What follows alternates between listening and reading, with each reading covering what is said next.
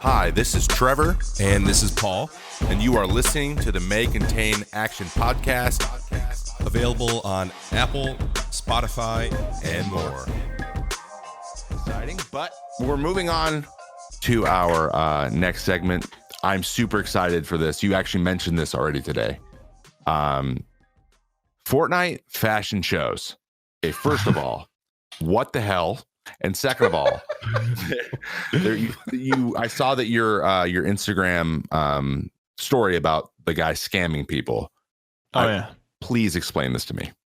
Okay, so I think we start with like what fashion shows are on Fortnite, and they've kind of sprung as you know, there's a lack of content, so people got to figure out ways to have fun, and basically you just invite a lot of your viewers into a custom game or creative, and everybody puts on their best outfit, and you decide, you know, you get them to wait in a line. One person steps out, and you say, okay, you know, whether your outfit is hot or not, or if you're gonna drip or drown, you know. Basically, you know, is your outfit good enough to move on to the next round or not? And then you either kill them or they move on to the next round. You start with however many players you have, and then you keep cutting it down until there's one victor who is like the best. But in order to really like add the layers to it, it's you know, you have to judge them based off of their outfit, and then like the next round they have to do an emote associated with the outfit that kind of links up with the outfit or makes sense, some sort of theme.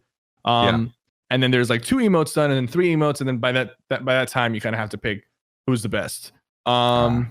So you know, okay, so that's how it started, and then I started doing fashion shows because my editor was telling me, hey, like this is the hot trend right now. There's not really a lot of content to do. Let's just record one and see how it goes. Okay. And the community absolutely loved it. Like they were so hyped. I was like, really, guys? Like this is what's going on. Right Fortnite's come to. Like we make it to be involved. It's yeah, but we uploaded that fashion show, and you know, we don't we don't get a million viewers on a YouTube video too often.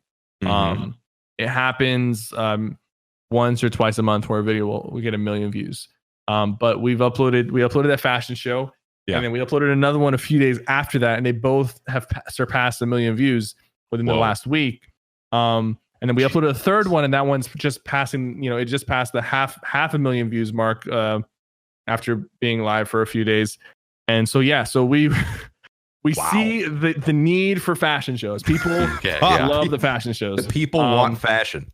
The data says it's like, you know, you spend a lot of money on your skins, you might as well, you know, show them off. Yeah, I guess that's what it is. And the thing is, like these kids love the idea of the fashion show. They will enter any fashion show. Like they will just they are searching for people who are hosting fashion shows for a chance to show off their new skin combo and win and you know, be crowned the drippiest of the drip. To the point where I have a little cousin who streams, and he averages about 4 or 5, maybe 4 to 10 viewers.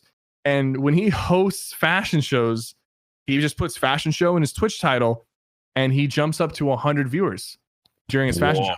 People are actively searching for Fortnite fashion show on the Twitch directory, and they just go to any streamer that has Fortnite fashion show in their title to try to enter if it's open. Now on my stream, the fashion shows aren't open because we actually want to complete one without people just griefing or shooting, you know, at each other. So we do it where it's like only subs, and they have to be in Discord, and they have to verify themselves. It's like a really complicated process to make sure everybody's like accounted for. But it makes it to where we can have 100 people in a game and nobody dies. Nobody just gets killed randomly. So so there's this need for fashion shows. So I feel like I had to explain that to explain the next part, which is that guy who was doing the fashion show scam, pretty much. So I was trying to make a video where I was entering random people's fashion shows for content, and it was hilarious. People were loving it. And then I found this YouTube stream. This guy had about 30,000 YouTube subscribers, about like 20 or 30 people watching, and he was setting up to do a fashion show, and I wanted to enter for content. So I'm waiting, and this dude's talking in the chat, and he's telling them to sub, and he's saying, okay, guys, you know, if you want to guarantee that you're going to get in, you have to donate so you can be a part of the donation squad, and then, you know, you'll have your own role in Discord, and I'll pull you in or whatever. And I felt like that was fair. Like, I have subs only for the fashion show, and this dude has like a donation squad. That's perfectly fair. I don't think there's anything wrong with that. It guarantees that the people who are entering, at least the majority of them who donated, are like serious about it, and they're not going to grief you. You're doing this live on stream, by the way, right? Yes. So I didn't have the person stream up, but I had him on in the background. I was just waiting, just talking to my chat while this dude was getting ready to start his fashion show. And I saw in the YouTube chat, people were donating because when you donate on YouTube, like it shows up in the little chat. Yeah. Like they have their own donation thing. So about 5 or 6 kids donated a few bucks to be part of the donation squad. And as they're donating, like, I see him talking like, it's like, hey, thanks for donating, but whatever. But he never really mentions the names or anything. And then I'm ready to enter, and there's like 20 or 30 people watching. So it's not like a whole lot of people. So I'm like, I'll definitely get in. Like, even if these kids who are watching, like, tell the code to their friends, I'll be quick and I'll just type the code immediately for the custom game. So now comes for the code. He shows the code on stream. I immediately type it in, and I'm like the only person in. And then maybe like 5 or 10 people join that lobby. But then on his stream, there was like already 100+ people in the lobby waiting to join. And I'm like, wait, that doesn't make any sense. There's 20 people watching the stream. Yeah. And then he starts. And then I look at the YouTube chat, and these kids who donated, the same kids who donated, are crying. They're like, we didn't get in. Restart, back out. And on my screen, the game didn't start. Like it's like. Then I realized I went through the YouTube video, and it's a loop. It's a looped recording of him running this fashion show, and repeating this whole, like, you have to donate to get in. You have to donate to get in. You have to subscribe to get in. You have to like this video to get in, over and over and over. But there wasn't a fashion show going on. It was all pre-recorded footage. And I was like, I really was about to donate like $3 just to make sure that I get in. Because I just wanted to get some content. Like, it's just $3, just whatever. I'm gonna get this video content, and it'll be worth it. For sure. But I didn't. I just felt like, okay, I'll definitely get in. There's only 20 people. He's about to give the code. I don't want to give myself a headache doing this. But these kids were getting scammed. Like, they, obviously anybody who donates like that, they've got to be under the age of like 13. They're probably donating with their parents' credit card. And I'm just like, wow, this is really scummy. Insane.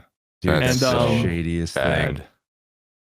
And I've seen the pre-recorded streams on YouTube. YouTube is more of the Wild West when it comes to streaming. Like, a lot of stuff feels like goes unchecked. But I've seen some of that stuff with like the fake events, like the Kraken and whatnot.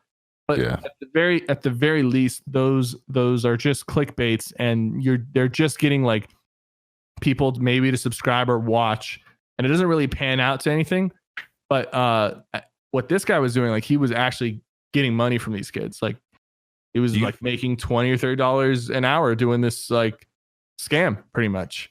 So do you feel like these kids, or do you feel like this could be done on Twitch? No, or is this only YouTube thing? I think this is just a YouTube thing. I think the YouTube is like, they've just got so much more going on, like more users and a lot different categories to manage. I think if this was happening on Twitch, oh my God, 5 or 6 reports would put it on some admin's radar, and they would come in and take care of it. Like, it's just harder to, I feel like it's harder to manage these things on YouTube because of how many people are involved. That's incredible. I mean, it's kind of an ingenious idea. I mean, not like giving this kid like credit for scamming. Yeah. And it wasn't a kid too. It was a grown man. It was probably like 25 to 35 years old. He was grown. It wasn't a kid. If it was a kid, I would have felt. If it was a kid, I would have felt just. Yes, it was a grown man. Dude. Yeah. Scamming kids. Yeah. Unfortunately. Yikes. Oh my God. Yeah. If it's like a kid, it's almost kind of like. I don't know. It's not excusable, but it's kind of like, I get it. Yeah. But oh my, wow. I don't know. Well, like you don't.